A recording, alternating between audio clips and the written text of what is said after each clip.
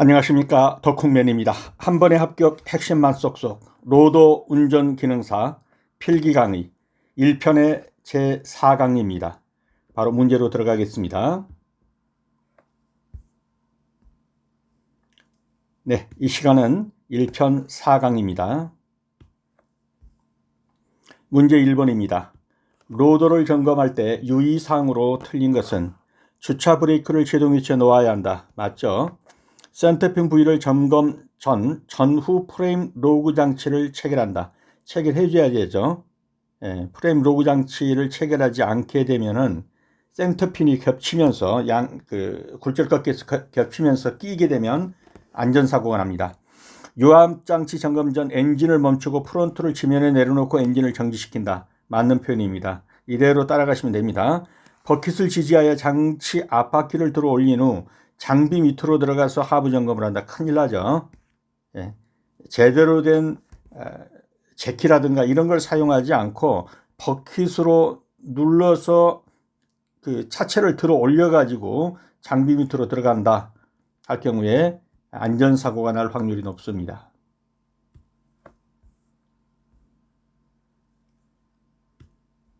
자, 그림에서 보는 것처럼 버킷을 땅에다 누르면 이렇게 차체가 올라가죠. 요 밑으로 들어가서 일을 한다. 만약에 어떤 기기의 작동이 이상이 생기면 푹 꺼지겠죠. 그러면 안전사고가 납니다. 어떤 식으로 합니까? 이와 같이 작동하는 어떤 기기, 짝기라든가 이런 것으로 들어 올린 후에 들어가 작업을 해야겠죠. 나머지는 한 번씩 보시기 바랍니다. 주차 브레이크를 걸어 놓고 제동 위치에 놓아 놓고 그 다음에 점검해야 된다. 그 다음에는 센터핀, 굴절시 여기서 겹치는 거죠. 이렇게 이것을 락 장치로 해 놓지 않으면 이 자체가 겹치면서 사람이 끼임 사고가 발생할 수 있어요. 그래서 락 장치를 체결하고 해야 합니다. 그리고 프론트를 이렇게 지면에 내려놓고 그리고 나서 엔진을 끕니다. 그래서 이 그림은 좀 활자를 크게 하셔가지고 한번 다 읽어보시기 바랍니다. 그래서 로더를 점검할 때 유의사항으로 틀린 것은 버킷으로 지지해갖고 앞바퀴를 들어 올린 후 장비 밑으로 들어가서 작업을 하는 것은 극히 위험합니다. 2번입니다. 타이어형 로더의 조향 방식에 해당하지 않는 것은, 답부터 말씀드리면 측면 조향이라는 것은 아주 특수하게 특수 장비에 쓰이는 겁니다. 사륜 조향, 후륜 조향, 허리 꺾기 조향은 다 있는 것이죠. 그래서 전륜 조향은 앞바퀴로 조향하는 것이고 후륜 조향은 뒷바퀴로 하는 것이고 사륜 조향은 모든 바퀴들이 다 조향할 수 있는 것이고 허리 꺾기 조향은 중앙이 꺾이면서 하는 것. 대부분의 휠 로더는 허리 꺾기 조향을 합니다. 측면 조향이란 특수 장비에서 쓰는 것으로 일반적으로 로더에서는 사용하지 않습니다. 그래서 타이어형 로더의 조향 방식에 해당하지 않는 것은 그러면 측면 조향이 되겠습니다. 4번입니다. 피스톤과 실린더 사이의 간극이 너무 클 때 일어나는 현상은, 이러한 문제는 반드시 그림을 연상하면서 어떻게 틀어서 나오든 보통 이렇게 피스톤과 관계된 문제가 4개에서 5개 정도는 출제될 거란 말이에요. 그래서 꼭 알아두셔야 합니다. 피스톤하고 실린더 간극이 너무 크다. 그러면 어떻게 됩니까? 압축이 제대로 안 됩니다. 출력이 제대로 될 리가 없죠. 출력 증가 틀렸고 압력 증가 틀렸고, 간극이 큰데 너무 적을 때 실린더 소결 달라붙는 거예요. 실린더가 너무 크다 그러면 소결은 아니에요. 엔진 오일의 소비가 증가하죠. 맞습니다. 4번이 틀렸습니다. 틀렸다는 것이 아니고, 죄송합니다. 간극이 너무 클 때 일어나는 현상은 그러면 4번이라는 얘기죠. 요거는 아니라는 얘기예요. 요거는. 자, 다시 한번 보겠습니다. 피스톤과 실린더 사이의 간격이 너무 크다. 지금 이것이 피스톤이고 요게 실린더를 단면으로 잘라놓은 거죠. 그러면 이와 같이 피스톤이 움직일 때 이 간격이 너무 크면 어떻습니까? 압축으로 공기를 밀어도 공기가 뒤로 새버릴 수가 있고, 또 여기서 뭐가 나옵니까? 오일이 나오죠. 윤활유가 나오는데 이것을 이 링이 긁어줘야 합니다. 긁어주기가 어려워요. 사이가 너무 커서. 그러면 결국 어떤 현상이 발생한다는 거죠?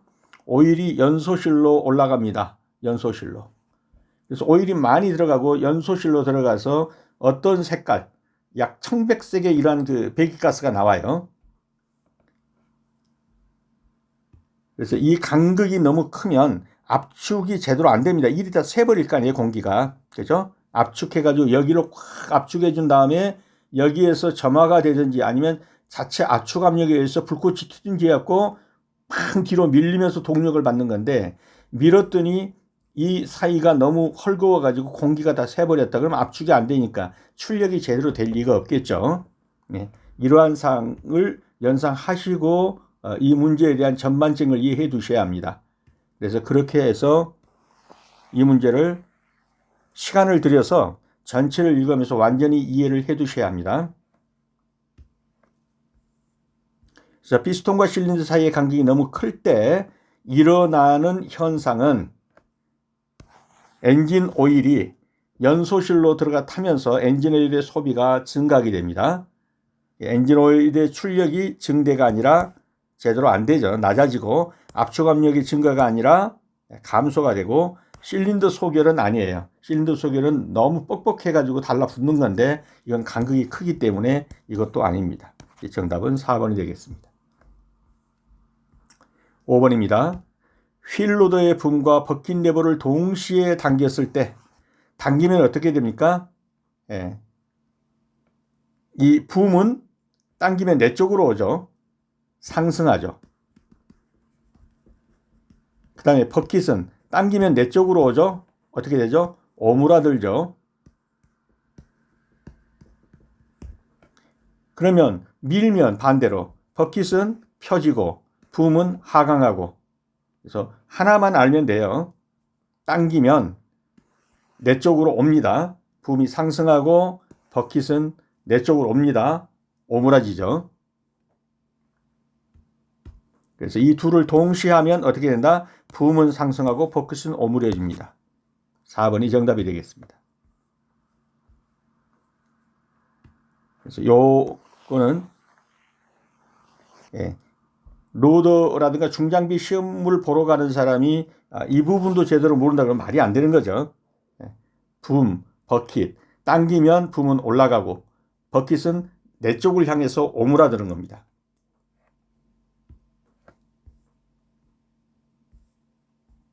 6번입니다. 로더의 작업 방법으로 맞는 것은 굴삭 작업 시에서는 버킷을 올려 세우고 작업을 하며 적재 시에는 정경각 35도를 유지해야 한다. 굴삭 작업할 때 버킷을 올리면 제대로 파지겠습니까? 안 되죠. 답부터 말씀드린다면 굴삭 작업 시에서는 버킷을 수평으로, 아무리 높다고 해도 5도 정도 이상을 높이면 안 되죠. 그래서 작업 시에는 변속기의 단수를 높이면 어떻게 돼요? 힘이 떨어지는 거예요. 그 다음에 단단한 땅을 굴삭시는 그라인더로 버킷을 날카롭게 만든 작업을 하며, 이것도 좀 그래요. 그런데 굴삭 시에는 후경각 45도를 유지해야 한다. 굴삭 시에는 평형으로 놔야지 후경각 45도로 놓게 되면 아무것도 떠지질 않겠죠, 삽이. 이것은 그림을 연상해 보시면서, 제가 그림을 잘 못 그리니까 이제 뭐 어떻게 되나요? 이렇게 되면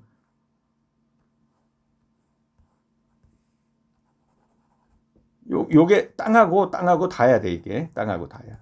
수평을 유지하는 게 좋다는 거죠. 그래서 이게 버킷이라면 땅하고 수평을 유지해서 하거나, 아무리 높아도 5도 정도 약간 들뜬 상태로 그렇게 밀어야 한단 말이에요. 그래서 수평 또는 약 5도 정도로 앞으로 기울이는 것이 좋습니다. 이 정답은 2번이 되겠습니다. 7번입니다. 유압장치에서 유압탱크의 기능이 아닌 것은, 자, 이런 문제도 반드시 알아두셔야 합니다. 여기가 유압 탱크입니다. 즉 오일 탱크예요. 그럼 여기서부터 이제 스트레인을 타고 올라가서 여기서 모터가 돌리면 임펠러 펌프가 돌면서 이쪽으로 올라가서 이제 밸브라든가 뭐 이런 게 있게 된단 말이에요. 여기서 압력은 어디서 받아요? 이 임펠러가 돌리면서 여기서 압력을 받는 거예요.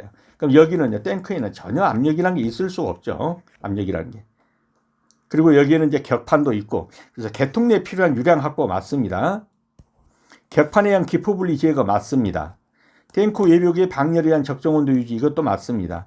개통 내에 필요한 압력 설정, 탱크에서는 압력 설정할 게 없어요. 이 임펠러에서 펌프에서 붙여가지고 위로 올리면서부터 압력이 발생하는 거예요. 그래서 여기서 밸브들이 100바로 설정하면 릴리프 밸브에서 그거 이상 되면 열어버려서 다시 돌려주고 뭐 여러 가지들이 일어나게 되겠죠. 네, 죄송합니다. 그래서 유압장치에서 유압탱크의 기능이 아닌 것은 그러면 4번 개통 내에 필요한 압력 설정. 유압탱크에서는 압력 설정할 수 없습니다. 그래서 유압탱크가 이렇게 생겼다면 여기서 이제 이 여과기를 통해서 올라가서 여기서부터 모터가 돌리고 펌프가 돌아가면서 위로 올라가면서 이제 압력이 받게 되는 거예요. 여기 자체에서는 압력이 있을 수가 없죠. 이건 오일 탱크니까. 여기에 격판은 서로 분리해 놓는 겁니다. 그래서 정답은 개통 내에 필요한 유량 확보 맞죠? 여기다 유량 확보하는 거. 격판에 의한 기포 분리 및 제거, 요 격판이에요. 기포 분리 제거 맞습니다. 탱크 외벽의 방열에 의한 적정 온도, 외벽으로 이렇게 해서 적정 온도를 유지하게 해주는 거 이것도 맞습니다. 개통 내에 필요한 압력 설정, 여기서는 압력 설정 안 돼요.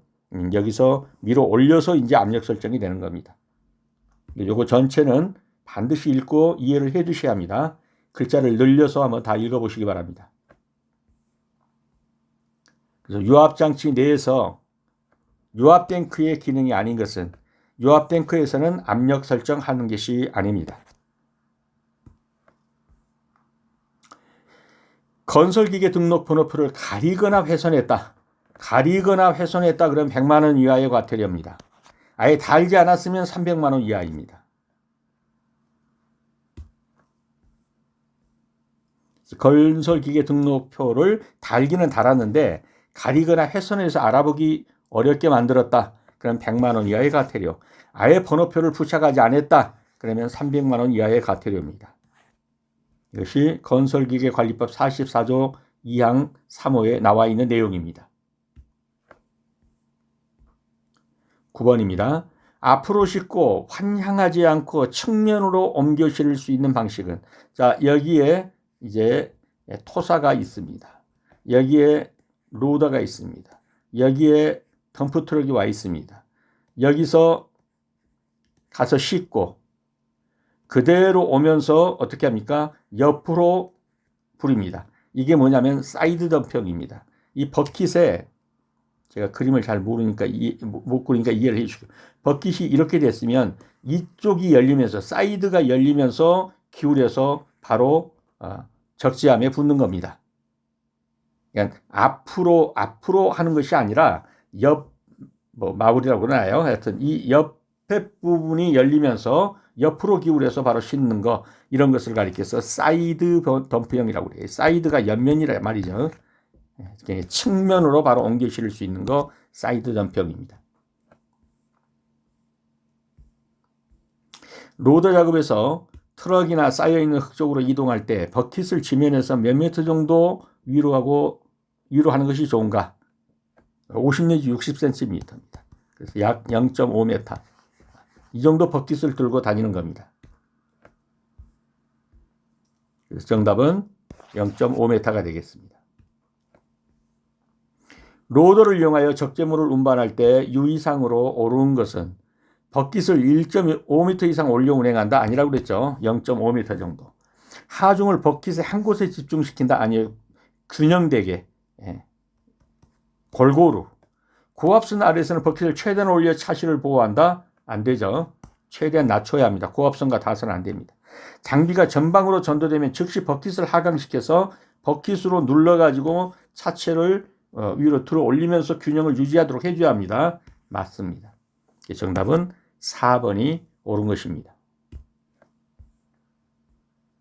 로더 운행 시의 주의사항, 버킷을 높게 들고 주행하는 거 금지입니다. 지면에서 0.5m, 50cm 정도 유지하고 다닙니다. 하중은 버킷에 여기만 까뜩 담으면 안 되죠. 이렇게 균등하게 당기게 이렇게 합니다. 고압선 아래에서는 버킷을 낮춰줘야 합니다.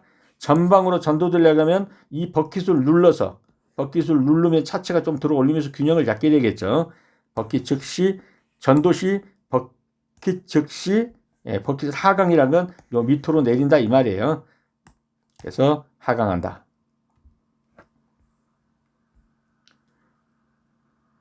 그래서 장비가 전방으로 전도되면 앞으로 넘어지면 즉시 버킷을 앞에서 하강시켜서 눌러주면 차체가 올라가면서 균형을 유지하게 되겠죠. 4번이 정답입니다. 12번입니다. 에어클리너가 막혔을 때 배기가스의 색깔과 출력은 자, 에어클리너가 막히면 산소 공급이 제대로 안 되죠. 그렇게 되면 어떻게 되겠습니까? 불완전 연소가 되고 불완전 연소가 되면 배기가스 색은 검은색이 되고 출력은 감소하게 됩니다. 그래서 검은색의 배기가스 출력 감소 찾아보면 1번이 정답이 되겠습니다. 에어클리너가 막혔습니다. 공기가 부족합니다. 그리고 연료는 과다하게 돼요. 그러면 불완전 연소가 일어납니다.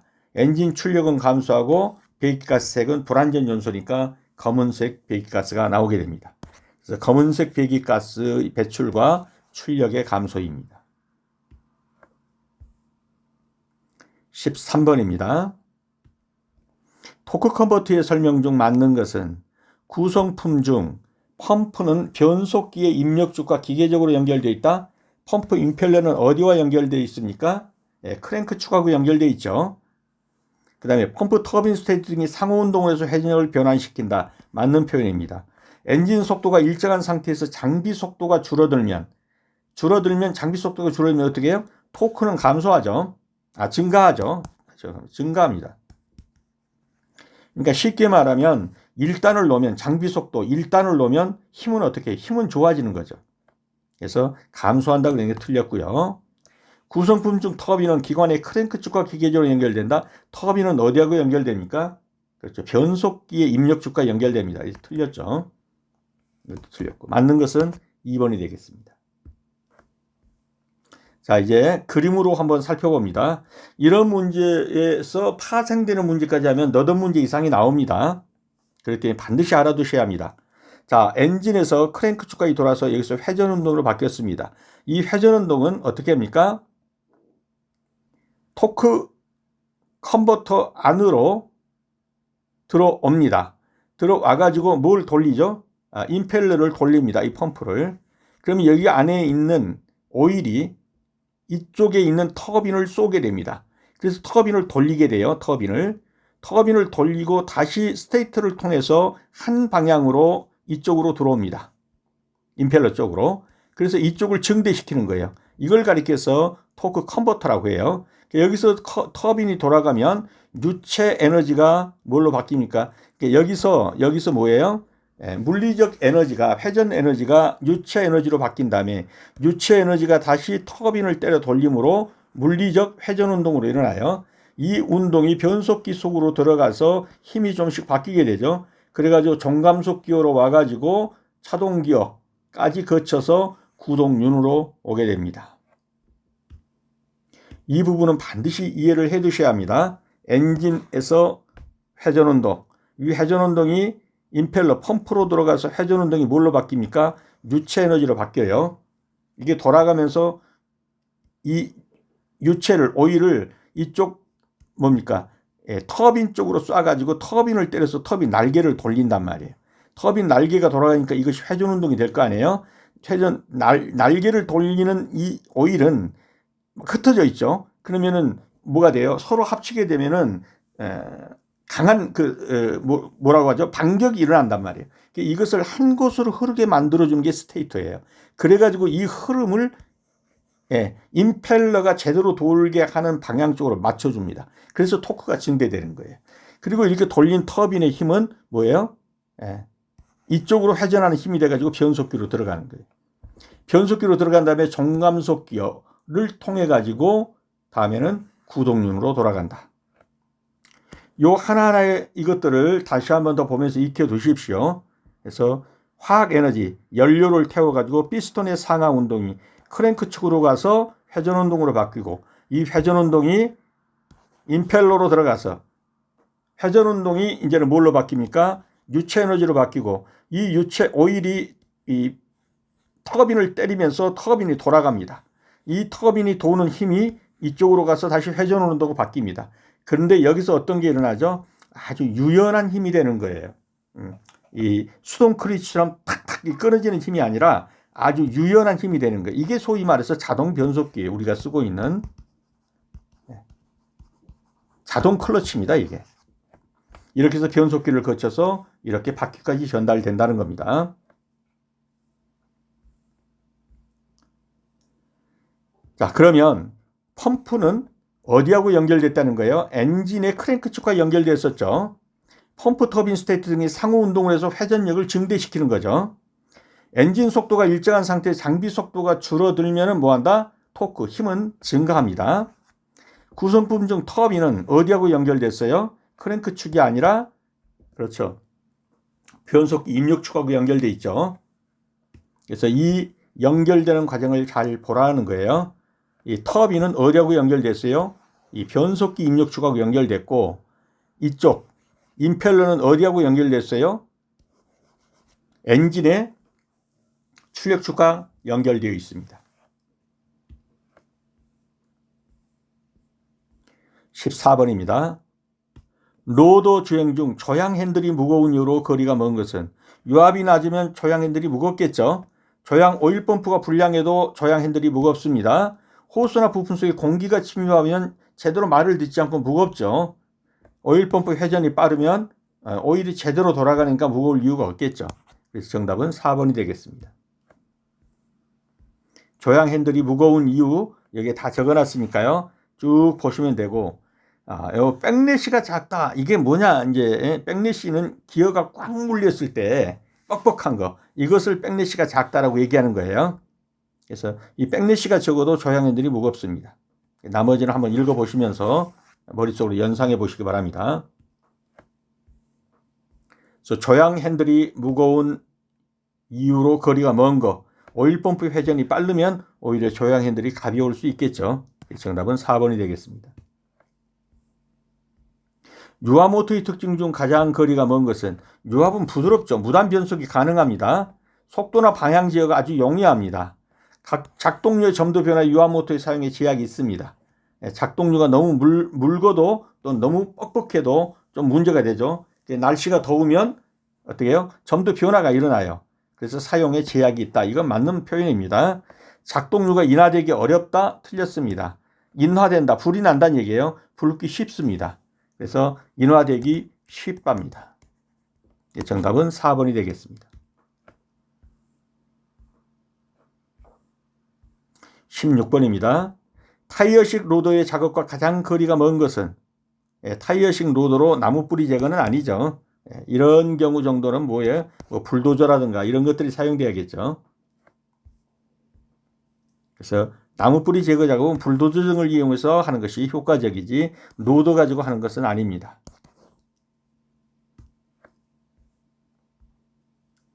17번입니다. 보기에서 설명한 로더의 형식은 앞뒤 차체를 2등분했다. 벌써 보이는 게 뭡니까? 허리 꺾기식이구나.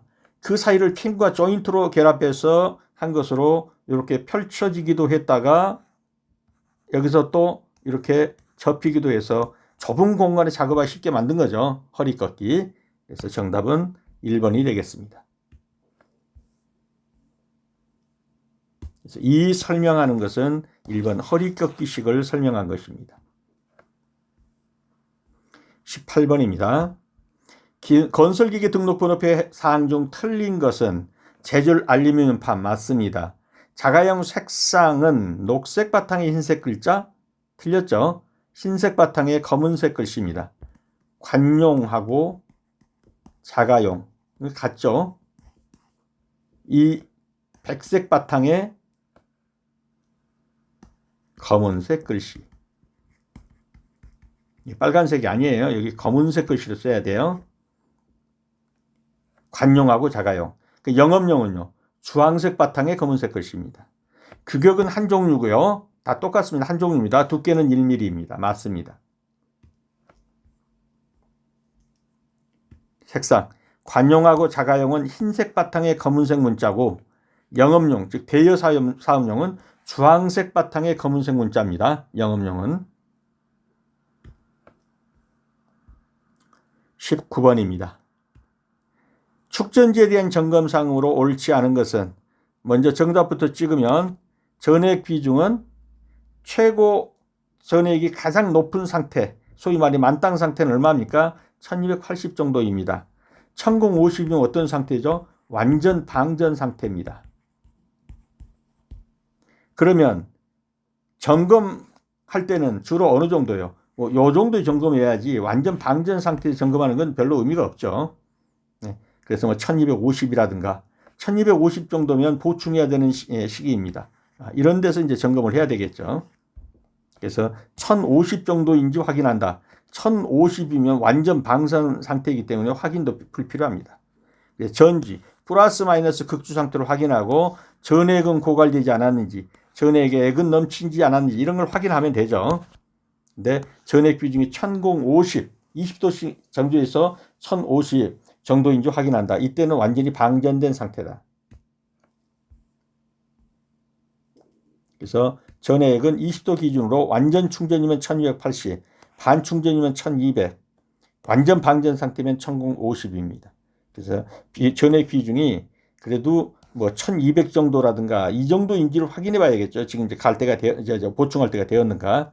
1050이면 완전 방전된 상태입니다. 그래서 틀린 지문이 되겠습니다. 20번입니다.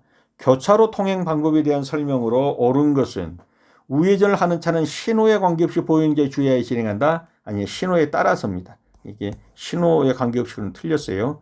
지금은 우회전하는 차량도 어떻습니까? 거기에 건널목 같은 것이 있으면 거기에 통행 다만 주의가 아니라 빨간불일 때는 건너지 못한다든가 이런 것도 있어요. 신호에 관계없이는 틀렸어요. 좌회전을 하려는 차는 미리 도로의 중앙선을 따라 서행해야 한다. 이 표현은 맞습니다. 차의 운전자는 회전교차로에서는 시계 방향으로 통행이다. 아니요. 회전교차로가 어떻게 해요? 시계 반대 방향, 반시계 방향으로 이렇게 하는 거죠. 시계 방향은 이거잖아요. 이렇게 하지 않습니다. 회전교차로에서 움직이는 방향은 이렇게 움직입니다. 이렇게 돈단 말이에요. 이렇게. 그래서 시계 방향 그래서 틀렸고요. 차의 운전자는 교차로에 들어갈 때는 반드시 일시정지한다. 일시정지하는 것은 따로 정해져 있어요. 거기는 이제 한번 법령으로 보겠습니다. 자, 교차로의 통행 방법입니다. 도로교통법 25조입니다. 모든 차의 운전자는 교차로에서 우회전을 하려는 경우에 미리 도로의 우측 가장자리를 서행하면서 우회전하여야 한다. 이 경우 우회전하는 차의 운전자는 뭐에 따라? 신호에 따라 정지하거나 진행하는 보행자 또는 자전거 등에 주의해야 한다. 모든 차의 운전자는 교차로에서 좌회전을 하려는 경우에는 교차로가 이렇게 되어 있다면 여기가 중심점이라고 합시다. 그러면 어떻게 한다? 도로의 중앙선을 따라서 서행한데 요 중심점의 안쪽으로 가는 거예요. 이렇게. 그래서 도로의 중앙선을 따라 서행하면서 이 표현이 맞는 겁니다. 그 다음에 회전교차로에서는 반시계 방향으로 통행해야 한다라고 25조 2에 나와 있습니다. 그리고 도로교통법 31조에서는 모든 차 또는 노면 전차의 운전자는 다음원에 해당하면 일시정지해라.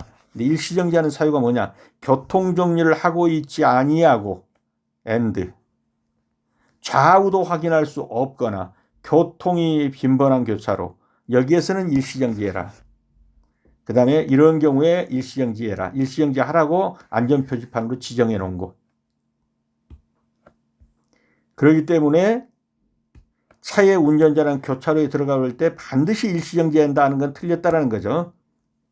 어떤 경우면 일시정지한다? 이런 경우요. 교통정리를 하고 있지 아니하고 좌우를 확인할 수 없거나 교통이 빈번한 교차로 여기에서 일시정지하라는 겁니다.